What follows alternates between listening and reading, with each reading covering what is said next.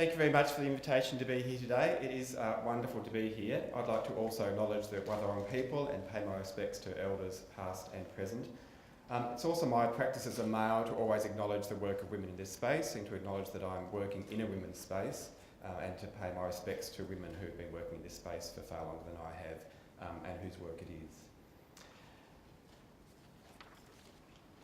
I've been asked to speak about the work of Our Watch and about the reason why workplaces are involved in this work and about the role of men. And this does mean that I'll be talking a little bit about violence against women, as we've heard today already. So I would draw people's attention to the 1800 respect number. If there is anything today that has had an impact on you, this number is one that you can use. And it may be that when you go home tonight and talk to family and friends about today, that it impacts them. So they can use this number as well. And we do encourage, whenever there's presentations that talk about violence against women, that you do put some sort of number up for people to get help from. So as mentioned before, I work for Our Watch. Some of you may not know Our Watch. Our Watch was begun about 4 years ago as one of the initiatives under the National Plan to Reduce Violence Against Women and Their Children. 2 organisations were formed as part of that plan, Our Watch and ANROS, which is a research organisation. Our Watch is based in Melbourne, but we are a national organisation. We're funded principally by the Victorian and the federal governments, but all other state and territories provide funding as well, except for New South Wales, who are the little holdout. We do get also some philanthropic funding and some corporate funding as well, but that's a smaller part of what we receive. Our Watch exists because of the sorts of things that we've been hearing about, and I really appreciate the stories that Gina's told us, that has given us the stories behind these statistics. I don't have time to unpack these statistics today. They do really need unpacking because we hear a lot of myths still about some of these stats. We hear a lot of pushback about the gendered nature of violence against women.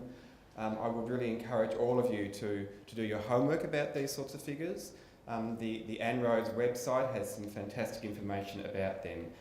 It's important that we are all very clear about the data behind these stats so that we don't let people misrepresent them, which they tend to do at times. What makes Our Watch a little different in terms of our role in this work is that we are totally focused on primary prevention. So I think you heard this term mentioned earlier in the day. It's a bit of a technical language, but it's trying to answer that question that's at the top of the slide there. How can we build a culture where violence is less likely to occur in the first place? So in the technical sort of language of public health, we think about response work, which is responding where violence has already happened to make sure it doesn't happen again. We talk about early intervention, which is responding where there's risk of violence happening, either because of the situation of the perpetrator or the victim. And then we talk about primary prevention, the things we want to do so that we stop the violence in the first place. All of these types of prevention work are vitally important, but here's the difference with primary prevention. It's the only one that's going to drastically reduce prevalence rates. Locking up the bad people, dealing with the risks, doesn't actually, over time, bring down prevalence rates of violence against women. It's only when we start to answer that question, what can we do to make this less likely to occur in the first place, that we'll actually start to see a long-term drop in the prevalence rates of violence against women. Now, we're very lucky here in Victoria because we have an enormous commitment, as we heard about before, to this work, and you might be interested to know that Victoria is well ahead, way ahead of the other states in Australia in this work, so we are very fortunate to be here.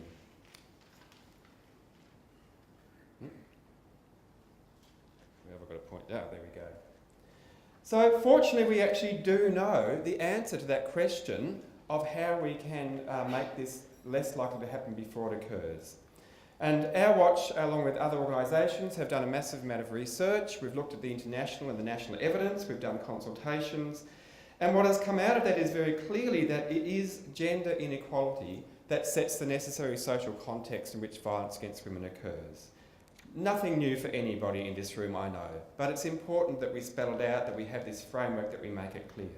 And more specifically, it's these particular expressions of gender inequality that are particularly related to higher rates of violence against women. So condoning of violence against women, behaviours and attitudes that suggest that the violence is inevitable, that it's the woman's fault, she was wearing a short dress, whatever, she was out at night. Men's control of decision making and limits to women's independence. So systems and structures and attitudes that devalue women and treat them as second-class citizens.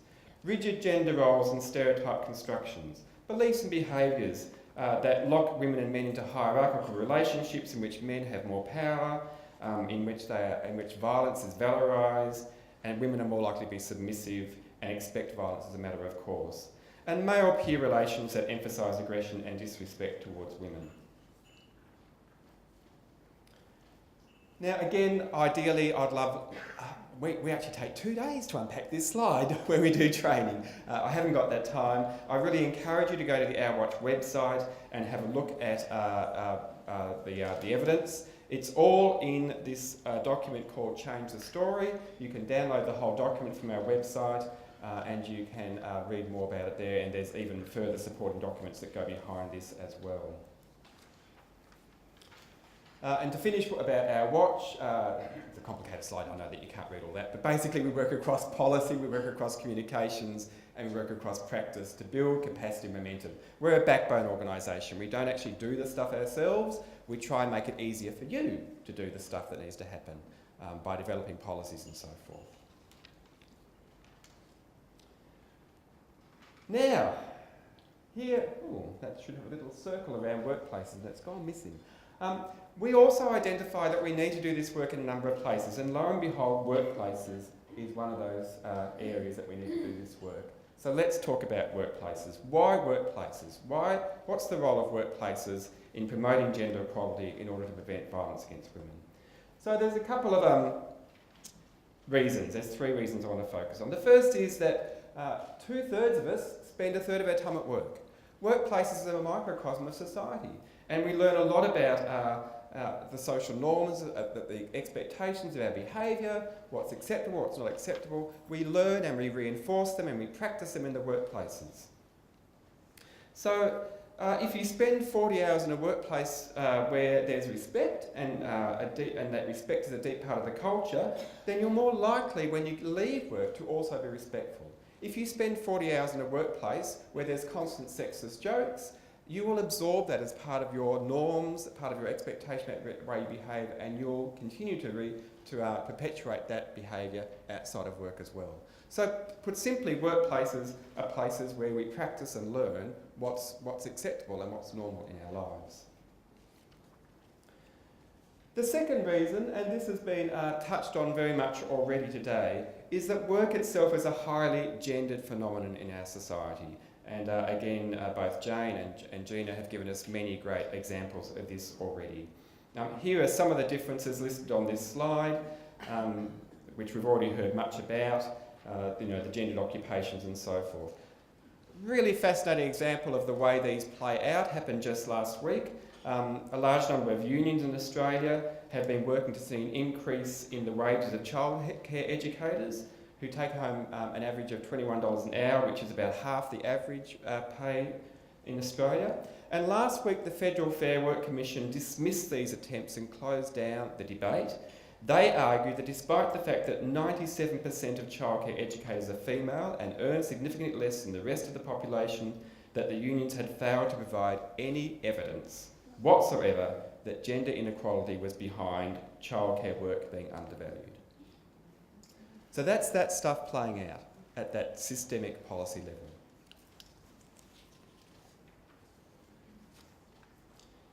And in a similar vein, and we've seen some of these statistics before about CEOs, about the gender pay gap, about women's commitment to unpaid work, I don't think I need to go over these anymore. But the third, and I guess for us the really important way in which workplaces and organisations need to be doing this work is because they have an impact on the broader population, on the broader society. Whether that's through branding and marketing, whether it's through the impacts on employee and family and lifestyle, the role of work and work hours, and the broader gender norms in society. Workplaces affect culture. And this is probably even more so in our day as workplaces become larger, as organisations become national and multinational, and as branding and marketing infiltrates and penetrates our lives to a greater and greater degree. It's that effect of marketing of organisations, workplaces, which I guess is one of the more obvious ways this happens. You possibly saw that ad that was there on the left. It didn't make it into Australia. It was very big in the UK. It was withdrawn after a short time after numerous complaints. Of course, often organisations don't care if that happens because they've created publicity just by the fact that it's been something that's been publicly acknowledged. The one on the right, which is a bit harder to see, does anybody know what that's an ad for? Shoes. It's an ad for shoes that make men taller. I'd love to have an hour with you to unpack the gendered stereotypes and assumptions in that one ad. If you look at the way that the man and woman are standing when he's short, the position, how it changes when he's tall, the way the woman is looking authoritative when she's taller and submissive when she's shorter. I mean, there's just...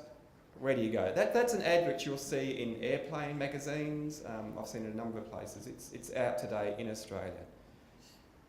Now, we like to think that advertising and marketing doesn't have an impact on us. But the companies know that it does. That's why they spend millions on it. And this is having an impact on our lives and on the lives of our children. It has an impact on the norms and the expectations that we have about the roles of women and men. So that's a really obvious way that organisations and workplaces need to think about the impact that they have on society. But less obvious, of course, are all the other sorts of policies and culture and attitudes in workplaces as well. And one which has been touched upon a lot today is the role of who cares for children. And the fact that it's still predominantly women who care for children, even though fathers have an equal impact in their being here in the first place. So if workplace attitudes and policies to the role of men and fathers and provision of parental leave and flexible work, if that's not strong, and if therefore men aren't being encouraged to actually take up their task as primary caregivers or even shared caregivers, then they don't do it, and then that has an impact on society, on women's ability to actually advance their careers and everything else. It has this complete roll-on effect. So, you know, when workplaces say it's not up to us, you know, it's not what we do, it's social things, that's not true. Workplaces have a massive impact on the social norms in our society and on the norms around gender. So what can workplaces do? We've been working at Our Watch on a set of standards, but they're not quite ready for release yet, called the Workplace Equality Respect Standards. They really pick up pretty much everything that others have talked about today. They look at 5 different standards: commitment, conditions, culture, support, and our business, which is the outward-facing part of workplaces. They go through the fact that for each of those standards you need to think about leadership, norms and practices and strategy. I'm not going to go into much detail about these because I think people have already covered today in different presentations, including Amanda, you know, the sort of the 4 quarters that Amanda had at Richmond. It's all fairly similar approaches. What we are trying to do with these standards is have something that sits above any programs that you might already be doing and gives you a sort of a benchmark to aim for. So we're not saying do these standards and stop doing whatever you're doing. What we're saying, or what we will be saying with these standards, is here's a way to think about how all the other things you're doing fit into a framework and help you work towards best practice in preventing violence against women in the workplace by promoting gender equality. Keep an eye on our website. We are hoping that we'll be able to have finished our negotiations with the Victorian Government who funded this project so that we can release them very soon. That's a discussion going on there. And there's a very simple message in those standards. When gender equality goes up, violence against women goes down. Really simple message. So finally, I was asked to talk about the role of men in promotion of gender equality and prevention of violence against women. And this is a tricky one. So I could have gone 2 different directions with this question. I could have answered this in a very operational way. Here are some things that men could do. But in the light of what we've known about lately and Gina referred to and what we've been seeing in the media, I'm going to take a bit of a different tack with this one today and hope that you'll bear with me in this. So if we return to this slide here, you'll see that in those 4 gender drivers, 3 of them explicitly talk about men. men's control of decision-making, stereotype constructions of masculinity, and male peer relations that disrespect women and emphasise aggression. Now, what I really wanted to point out to you here is the plurals. It's not man, it's men, and it's masculinity, or even better, masculinities. The issue in front of us when we think about the role of men in this work is not so much about each man as it is about the way that we as a society has constructed ideas about men and masculinities, as well as the way we have constructed ideas about women and femininities. And while it's true to say that there have been many changes over recent years, it is also the case that traditional masculine norms, the traditional ideas about what it means to be men, such as those on this slide, continue to be prevalent throughout our community. As we've already seen, they are prevalent in the world of marketing. They are prevalent in institutions such as faith communities and sporting communities, as Amanda talked about. They are prevalent in the entertainment world, in movies and in gaming. And as we've touched on, they are also very prevalent still in workplaces. So for instance, if we think of the example I used earlier of the general slow pace in which workplace cultures in Australia have accommodated the possibility of men being more equally involved in parenting, then you can see how almost all these norms about masculinity contribute to that situation. In a society where men are not encouraged to gain emotional intelligence, and where caring roles are deemed as women's work, and where men are socially penalised if they exhibit behaviours which we would normally associate with women, in such a society it is hardly surprising that workplaces don't feel the need to develop policies and culture which encourage men to be equal parents. In such a society, women will, whether they want to or not, have to bear the cost of looking after children and the cost of their careers that go with that.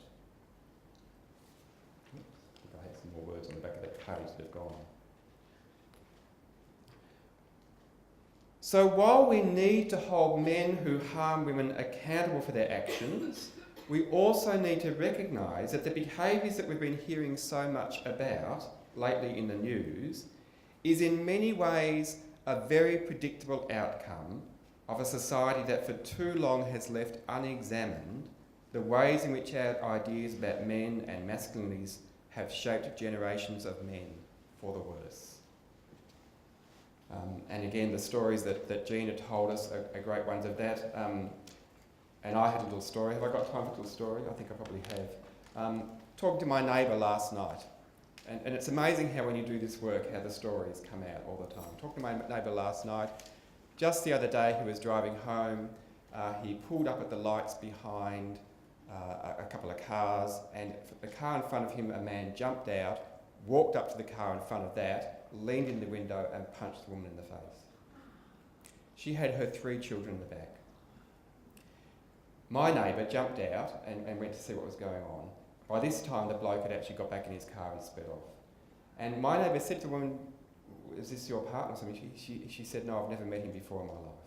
She said, "I don't know what I did. I don't know whether I cut him off. I wasn't aware of doing anything."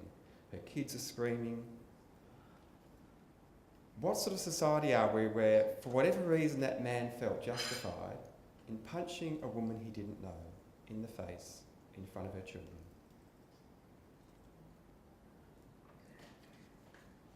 As I say, this is not about the bad men, though.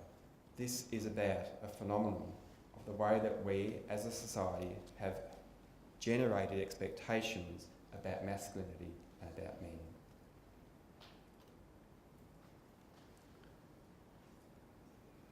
So when I'm asked to answer that question, what is the role of men? What is the role of men in promoting gender equality in the workplace? Well, here's my answer. The role of men is that we need to open our eyes and see what is going on around us. And particularly, we need to listen, as we have today, to the stories and experience of women. And I mean listen. Listen to the stories. Don't comment on them. Listen to them. The role of men is to then have honest and courageous conversations, and we've heard that word brave and bold a few times today. Have honest and courageous conversations with other men and with women about what we have seen and what we feel about what we have seen. And then the role of men is to critically reflect on the structures and the norms and the practices which disempower and disenfranchise women, and to work with women.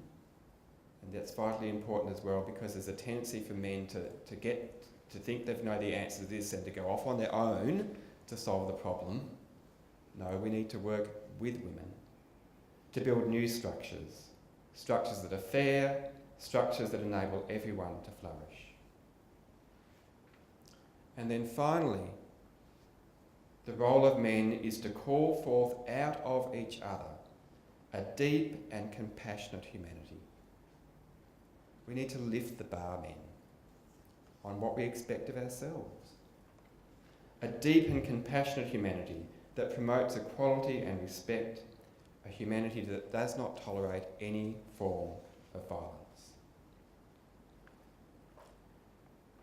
How we men operationalise all that is a different question. But I think until we have actually had the courage to look at that deep, deep cultural formation, to unpack that and to actually want to do it differently, then no amount of trying to operationalise gender equality is necessarily going to work. Jane talked often before about the need, about wanting to see our daughters do things differently. We also need to see and want our sons to do things differently. Thank you again for inviting me here today, and I look forward to next week.